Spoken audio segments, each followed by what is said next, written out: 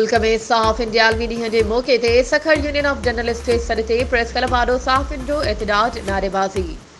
ख़बर मूजिब साफ़ इंडियालवी ॾींहं जे मौक़े ते सखर यूनियन ऑफ जर्नलिस्ट जे सॾ ते यूनियन ऑफ जर्नलिस्ट जे क़ाइम मक़ाम सदर ख़ालिद बांभड़, सखर प्रेस क्लब जे general secretary Shahzad Tabani, Sukkur court reporter association जे सदर Saleem Seto, Sukkur cameraman and photo journalist association जे सदर सैयद कज़ाफ़ी शाह, सेफमा सखर जे general secretary Faisal Arain, Rohri union of journalist Rohri press club जे उहिदेदारनि मुजाहिद बोज़दार, जवाद अब्बासी, जमशेद कुरैशी ऐं ॿियनि जी अॻवानी में सखर प्रेस क्लब खां रैली कढी गश्त करण बाद प्रेस क्लब आॾो एहतजाजी मुज़ाहिरो कयो वियो।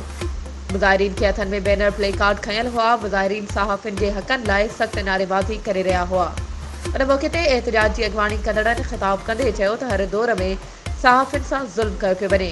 मौजूदा दौर में हुक्मराननि सहाफ़िन ते ज़ुल्म ऐं जबर जी इंतिहा करे छॾी आहे। मीडिया हाउसिस मां सहाफ़िन जी जबरी बरतरफ़ी, पघारुनि में कटौती समेत सहाफ़िन जा मसइला हल न पिया कया वञनि। मुल्क जे सहाफ़िन हर प्लेटफॉर्म ते पंहिंजे हक़नि लाइ एहतजाज रिकॉर्ड करायो आहे, पर हुक्मरान सहाफ़िन जे मसइलनि जे हल करण में संजीदगी अख़्तियार नथा कनि।